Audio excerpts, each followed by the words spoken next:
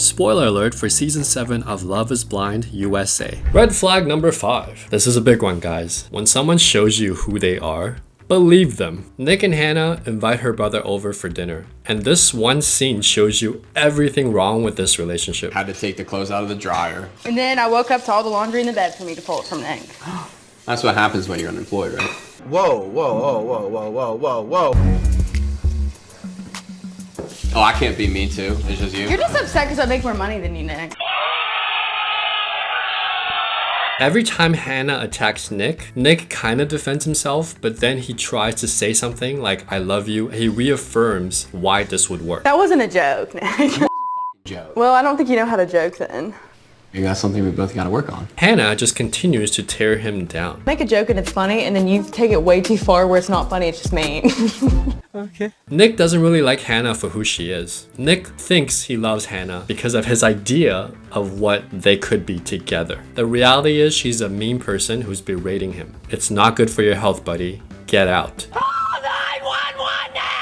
Hannah's defense mechanism is to deflect with mean humor. I don't even find it funny. Insults, put-downs, hiding behind what she calls humor because she thinks it's funny instead of working on herself or her own deep insecurities. My college professor once told me a very important lesson. He said, a good joke in business is one where everybody can enjoy laughter. You can tell this because Hannah's own brother says the exact same thing. That's been like my issue with her. Like, she's great, but also she'll say things and then if I say the same level of thing back, it's like a problem. Right. And so does her parents. I want someone to be very Because I'm so perfect, it's hard for him to come up with things. Bruh. Are you being serious? Yeah.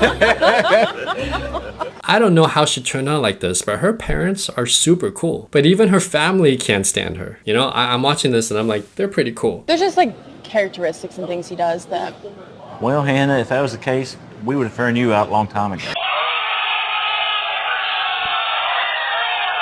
I wonder how she turned out like this. She's jealous, overbearing, makes her problem other people's problem, insecure. Nick can't see this because he's made a decision to just put on rose-colored glasses and he's like, I'm gonna fall in love and make this work. Now, there is something to admire about that. It is courageous and decisive, but you gotta be smart about who you choose to do that with. There's a saying, buddy, I'll share it with you. Follow your heart, but bring your head. His head is missing because Hannah bit it off. If I tell you I love you, bet.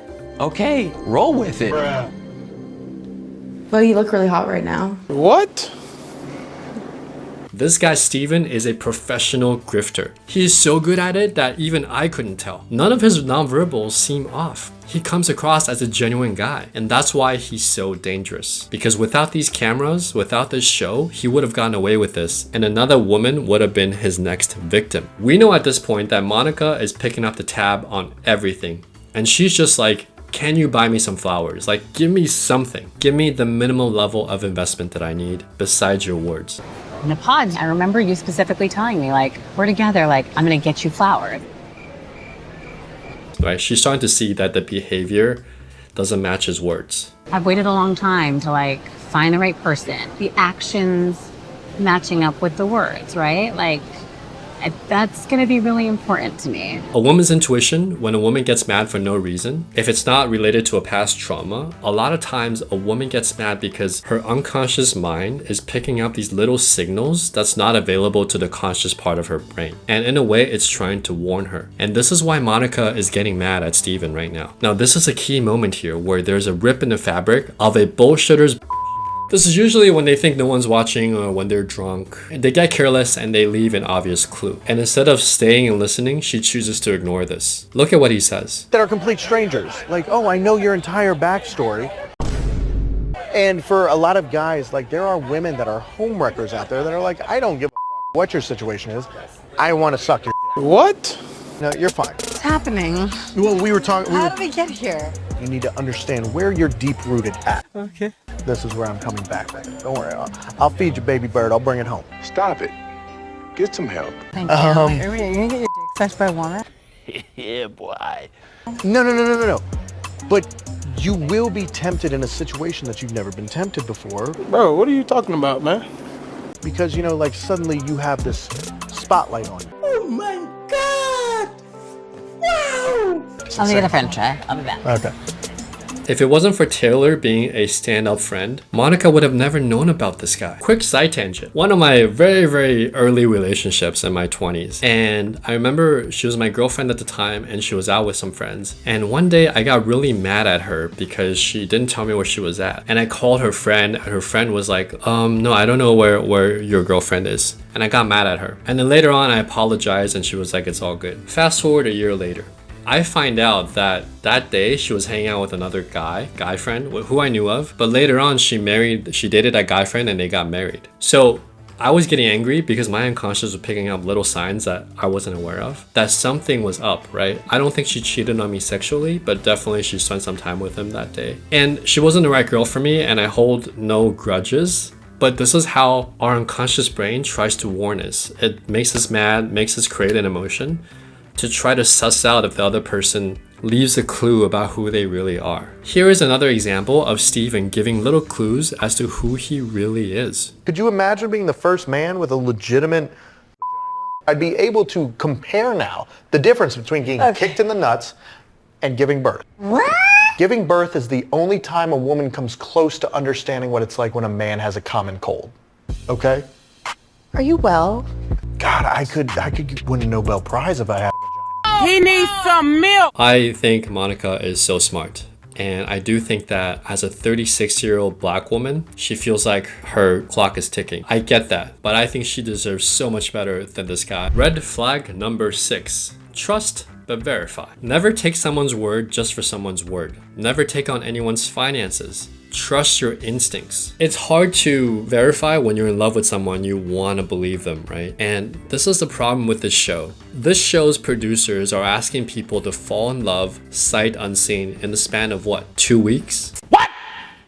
If you're gonna ask someone to do that without seeing someone, then it's your job as the show to do background checks on these guys. You're asking these girls to put their heart on the line, right? That's fine. But do your due diligence. Check if this guy has kids. Check if this guy is bankrupt. Yes, it makes for good TV, but if you're putting guys like this, freaks on the show, and forcing people to say, oh, fall in love, this is worse than physical abuse. This is emotional abuse. Every contestant on this show should have a background check and a minimal psych evaluation. I mean, what are your thoughts? Leave them in the comments. I just think this is ridiculous. Monica gives it to him. Stop acting. This is when scammers and manipulators and criminals, the curtain falls and you see the naked man backstage.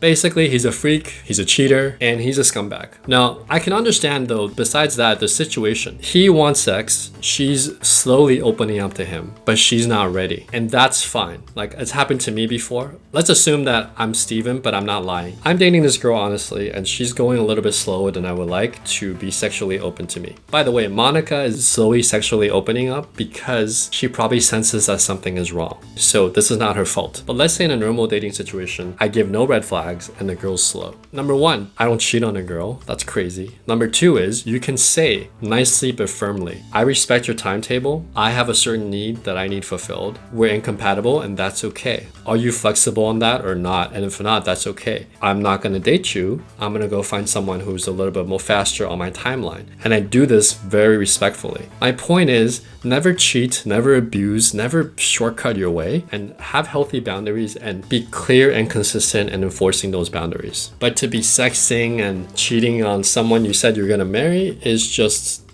lowest of the low. Big mistake while being drunk at a sleep test with somebody who texted me. What? You were doing it today, Steven. You texted her today. And the really gross ones were today. So don't fucking lie to my face. Were you guys texting today? No. You weren't texting today. Okay, let me see your phone. I deleted the message. Monica probably sensed some level of incongruency in Steven, and I feel bad for her. There is no understanding people like this. They don't feel remorse, their brain is just on a different pattern. Just run and don't engage. Guys like Steven are so good at lying and handling pressure. They've been gaslighting people their whole lives. You're right. Stop acting like you're right. I know I'm right. Damn! Say something else. Why did you do this? Why did you propose? Why did you come here? Like, who are you?